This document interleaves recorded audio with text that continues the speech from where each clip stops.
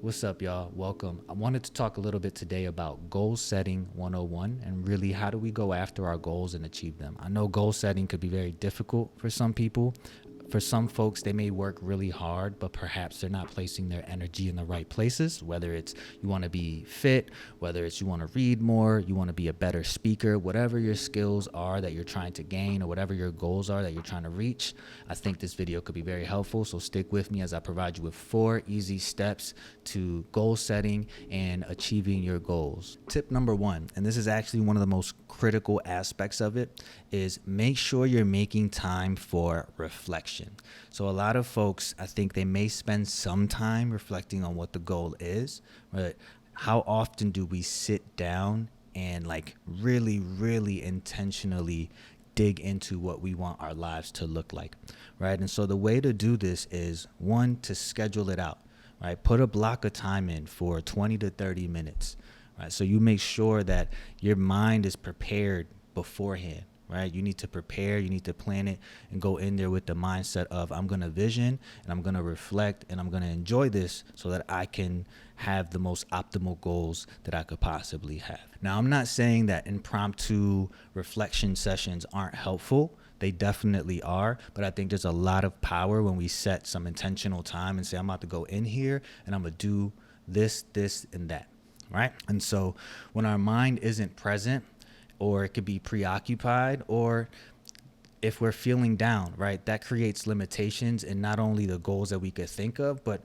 what we think we can achieve, right? And so another thing that you can do during your reflection time is make sure you make it fun. Put music on, have snacks, right? If you want to invite friends to brainstorm and y'all share what you might put together, make that happen, right? Because the more enjoyable it is, the more you can laugh and bring some levity to your planning and reflection, the more likely you are to really tap into those inner and deep goals that you really want to reach, that will bring you the true fulfillment that you're actually seeking, right? And so the way that I typically nail down on reflection is utilizing a tool called a mind map. So there's a template below in the links, and that will have an example mind map that you can draw out on a notepad, as well as an action planning and other pieces that we'll be talking about throughout this session. So when it comes to utilizing your mind map, what you have to do is first put the main concept or the main idea in the center.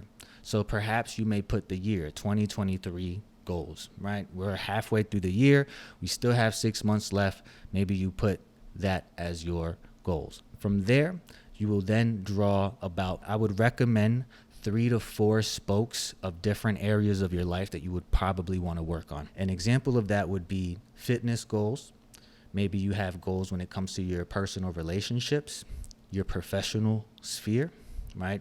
I personally make a block for creativity because that's a really important aspect that seeps into my work, right? And so what are those important spokes? And then we will get another layer in, double click on that, and start to really outline the things we want to accomplish. So if you have a financial section, perhaps you want to save $5,000 this year, or you want to invest $5,000 somewhere. Just write that down, right? Put 5K, invest. Perhaps you want to have more relationships. So write down in your relationships, network more, attend more networking events, right? You could be kind of broad in this process because we're going to dig deeper into some SMART goals in the next section. All right. But this tool is highly effective. Don't overthink it. Just have fun with it. If it doesn't feel right, make a new one, right? That's the cool thing about this, is there's really no rules. Just go in there, reflect, and try to dig into finding the right goal that you could really dig your hands into, and will help you really start taking steps, right? Or at least make you feel like you're taking the steps to take control of your life. So tip number 2, what we're going to do is create SMART goals. We're going to utilize the mind map that we just created, and we're going to take those abstract goals and start to make them a little bit more specific and concrete so that we can really get after it. An example of this again would be fitness, right? So SMART goals stand for specific, measurable, achievable, relative, and time bound. And so I would recommend you focus on small, steady progress and really start to implement this goal into your life, which we'll talk about a little bit in our action plan. But an example of a good SMART goal, let's say you want to get into fitness, right? I would highly recommend that when it comes to focusing on your goals, that you really focus on the things you can control. This is where SMART goals are really good. So I would say, instead of saying, I want to lose 10 pounds, I want to work out 4 days out of the week, right? That's the very specific goal. Measurable, right? How much time are you going to spend in the gym? And we already said we were going to go 4 days a week. We could measure that, right? Is it achievable? What's your time looking like? Do you have the time to implement that? Do you have the time to go to the gym and actually make that happen? Do you have the attention span, the energy? Are you in good health, right? Are there any blockers that may stop you from achieving this goal? And what have been the challenges that you possibly faced in the past that you need to overcome when it comes to this? I think that's a good thing to reflect on here. Next is relative. How is this related to where I want to go?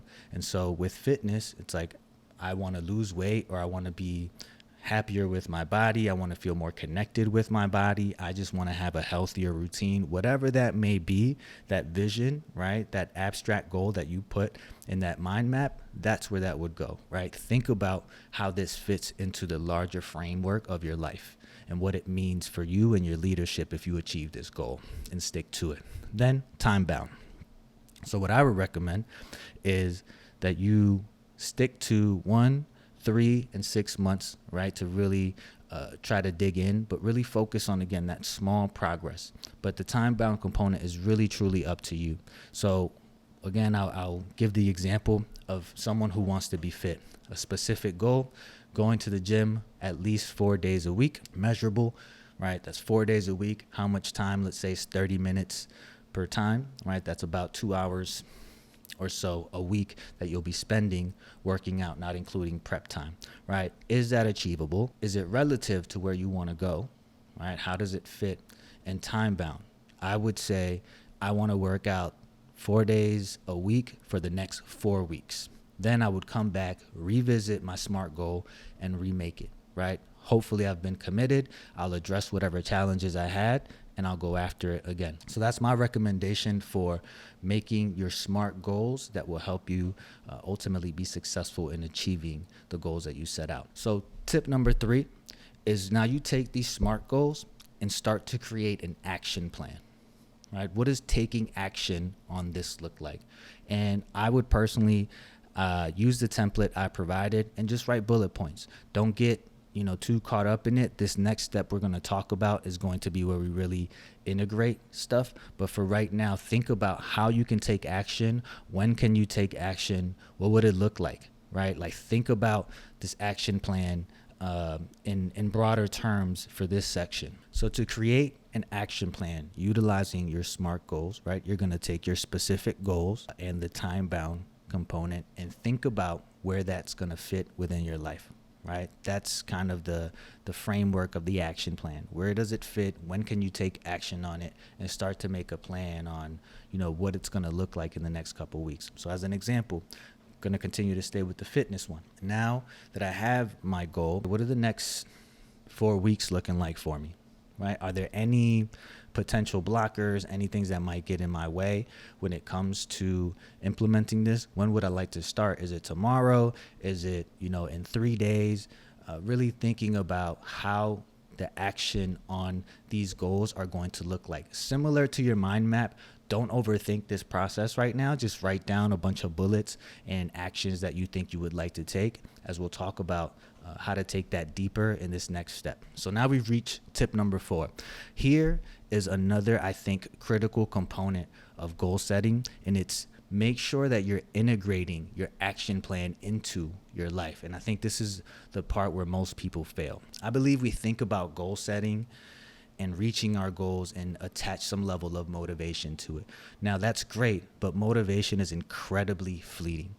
One moment you feel great and you feel motivated, the next is gone, and it can be gone for weeks, right? So the key here is about creating a schedule and staying disciplined and consistent. So I mentioned beforehand in the action planning section, and you would look at the 4-week block. What are the blockers? What are the things that could get in your way? Where are the moments where you have to change your routine or you have to take some different considerations?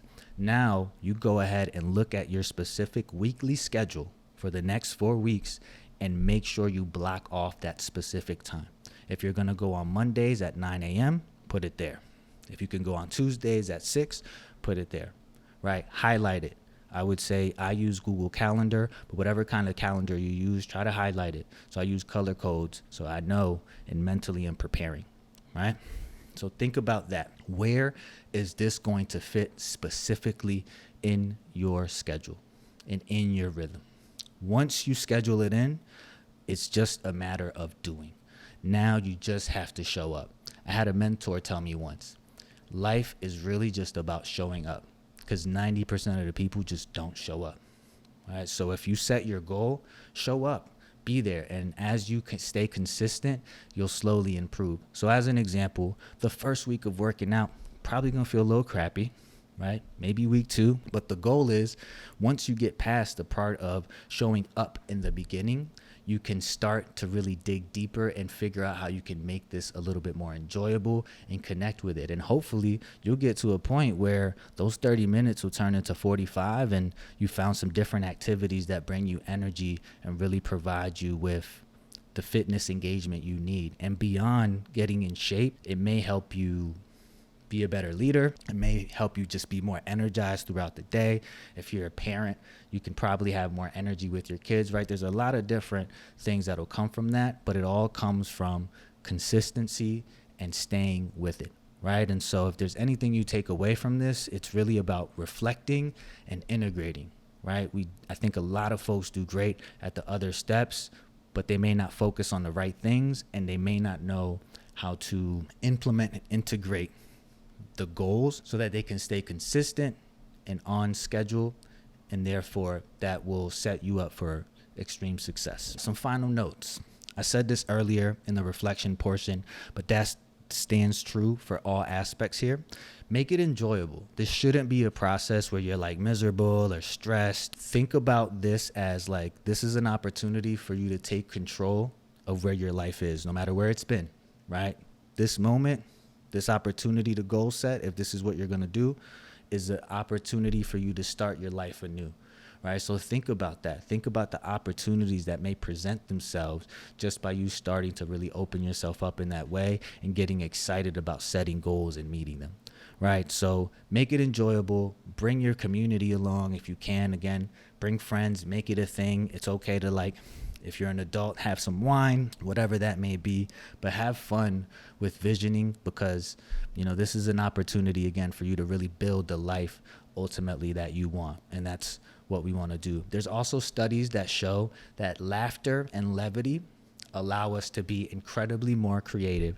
So when I'm going to vision or do anything, I tend to listen to some great music, or I'll watch some stand-up comedy, right? Because I'll be laughing, I'll be feeling good, and I can literally feel my gears going, right? My energy is completely different. So think about that. Do something enjoyable. If you feel great, pull out that mind map and start reflecting. That's one of my personal processes for achieving my goals. It's how I set them and achieve the goals, but more importantly, how I know I'm focusing on the right goals, right? That's one of the things that is critical. Now, there's a balance here. You don't want to overthink like the right goals. You can revisit again in a couple weeks. If it doesn't sit right, if it's not feeling well, you just revisit, recreate the plan, and start to hit it again. It may take you a couple different times to find it.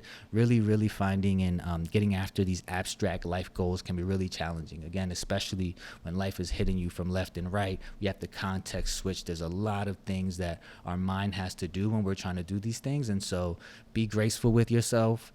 Again, have fun with it. And if you need any support, reach out to your community, or feel free to reach out to myself over at vividvisioncoaching.net. So that's it. That is one of my personal processes for how I go about creating and finding the right goals, and then making sure that I set myself up for success. Discipline has been a huge component to my overall success as a professional and as a person. And so that's why I know it works, right? When it comes to integrating the plans, like, we can't control anything else but ourselves. And so when you can control you showing up and doing your best, ultimately that's going to lead to success, depending on what you're focused on.